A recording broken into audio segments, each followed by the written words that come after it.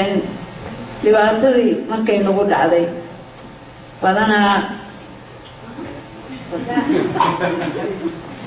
again, Dr. Xaawa is relating the story of how her generation was sent abroad to study with the taxes that has been collected from Somali individuals.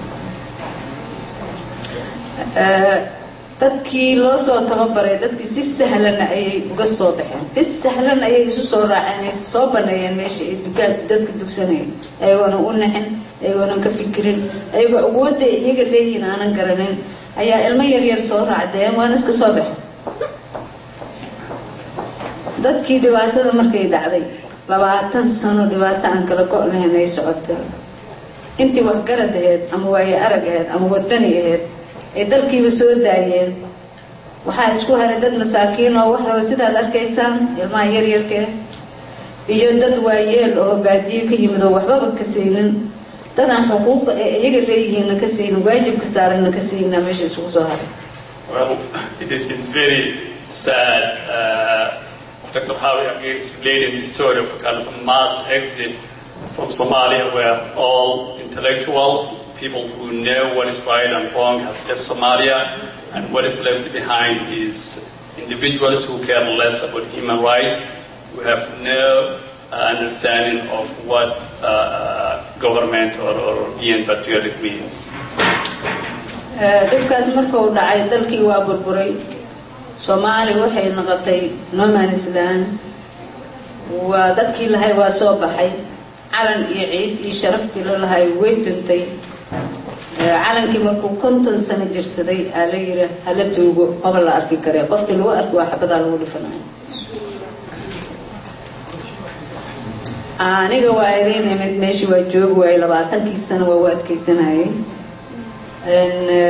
waxaan soo doontay indaha inaan ku nuursado dadkii ila ogaan jiro ama ila yaqiin Soomaaliya siday ahayd dadka hadda jooga Soomaaliya si hadda tahay.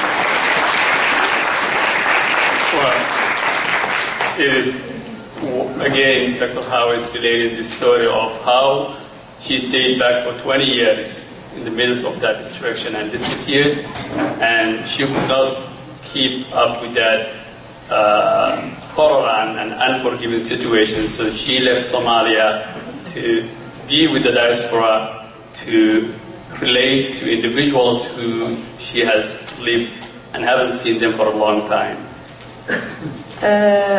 dadkii Soomaaliya siday tahay ogaay oo hadda halka ku sugan waxaan sheegayaa inay ciidii isoo dirtay inuu calankii isoo diray inay ilmahaas yareero mataqaana sakaraadka isoo direen ay isoo direen idinka inaad wax ka qabataan inaad dalkiina dhismihiisii ku mashquushaan inaad Soomaali dib u raadisaan waxa dhacay Soomaali way dhuntay Soomaali waa dhuntay hadda ma jirto Soomaaliya qaranka markii dhisidiisana dhib badan ay lahayd dad badan ku dhintay calanka hadda qoftii lagu arko la dilaayeen dad badan baa u fikiray oo daraadiis u dhintay.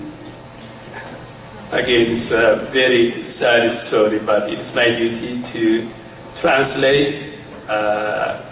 Dr. Xaawa is again relating the story of how it's very important for the diaspora to get engaged in what is going on in Somalia, to be part of a team that will build Somalia.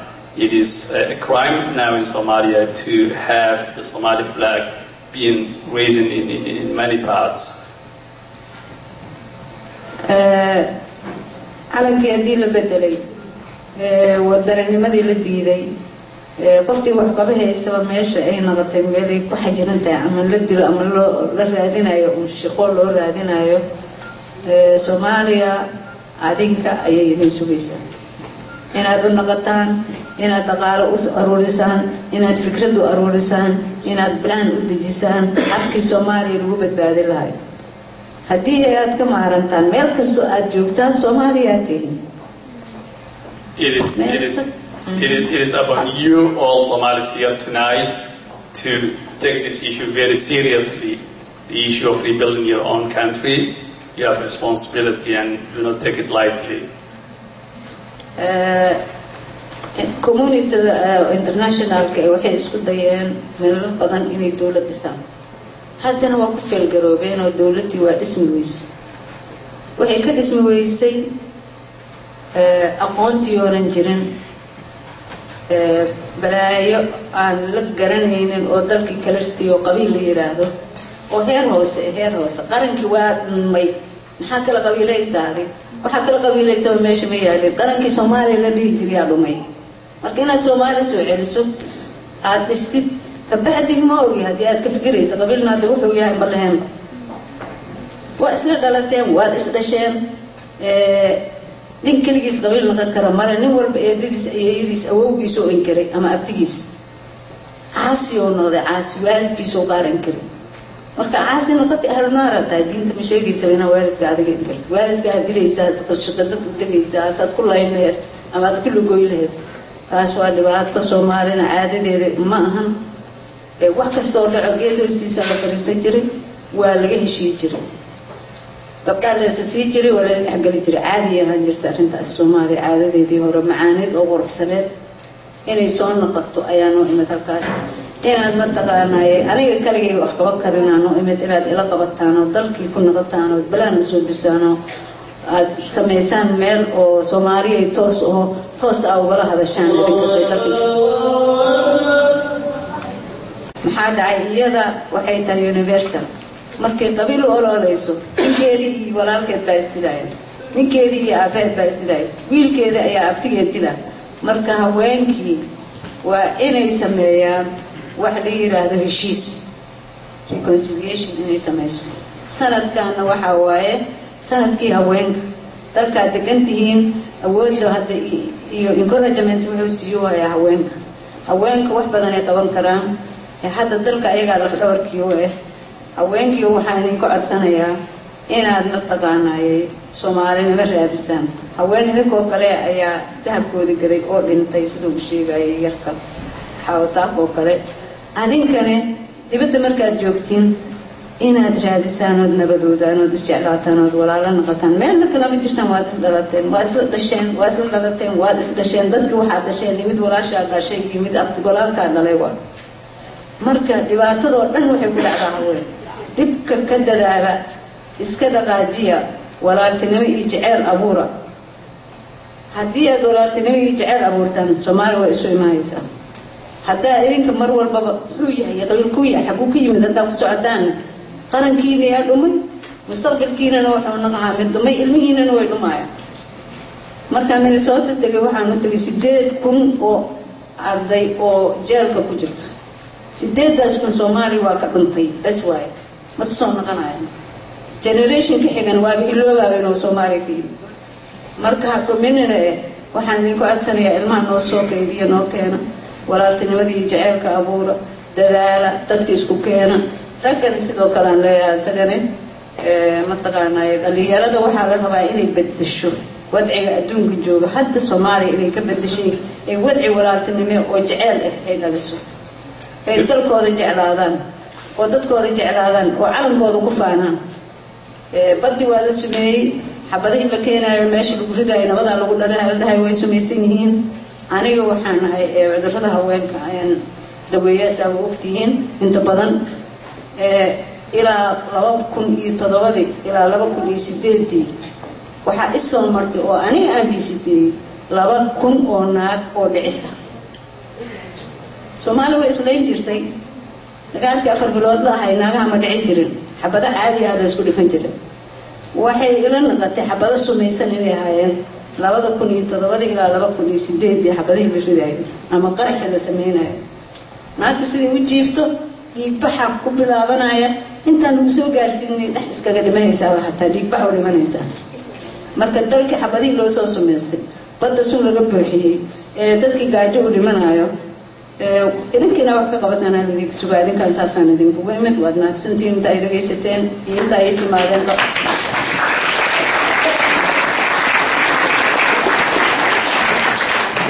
Thank you very much again, Dr. Xaawa.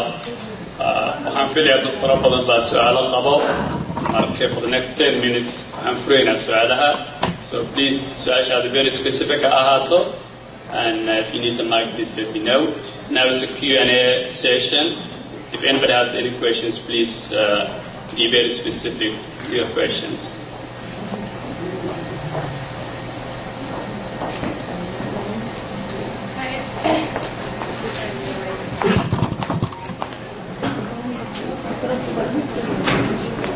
Hi, assalamu alaikum.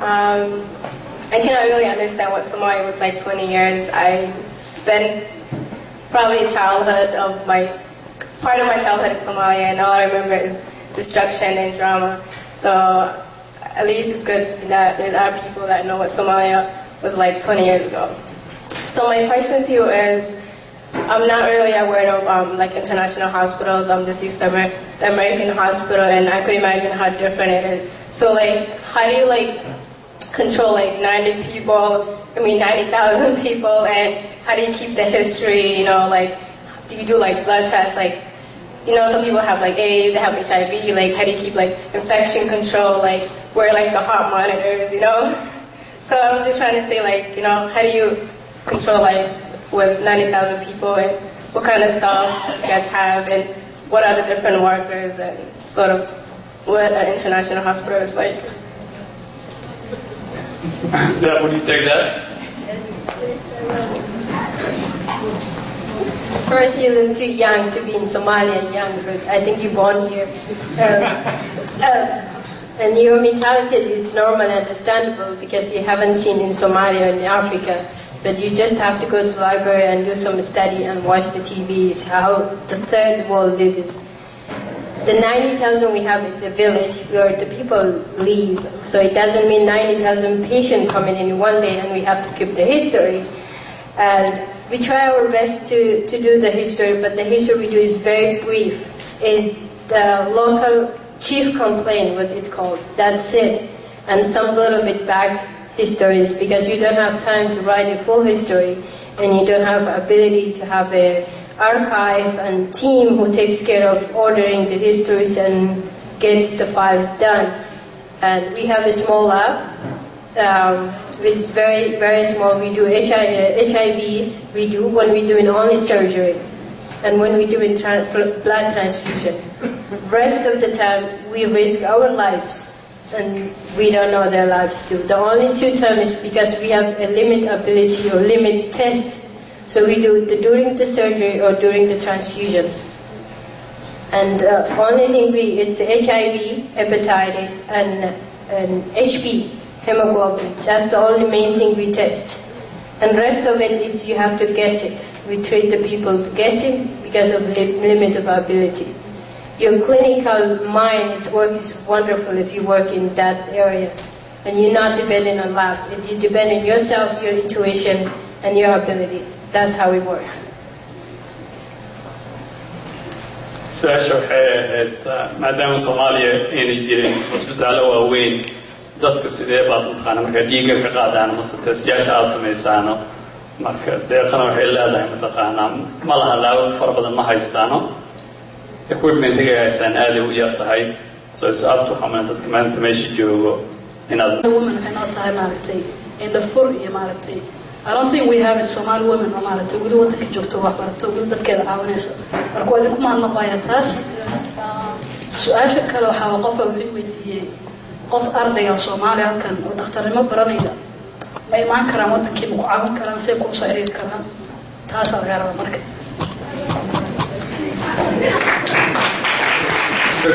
The question was there are many talented individuals within this room and somewhere else in Boston. If they are interested in moving back to Somalia, how they could help this foundation. I'm going to be saying Somali or in English? Somali. Oh my God. Okay. In English, then in Somali. How about that? Okay.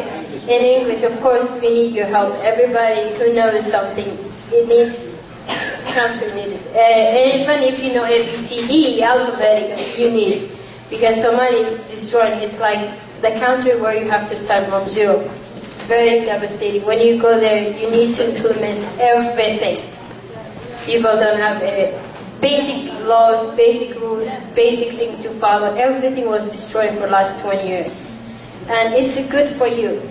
If we had a peace, even the international community is good for them. It's the place your mind blows, the place you become creative, the place you understand your culture, the place you try to fit with the groups, to work the young people or the elder, like from 40s to teenagers. They never seen what means rule and laws, and you have to sit with them, explain to them, tell them, and they will follow you. So it's beautiful. If we have doctors who want to volunteer,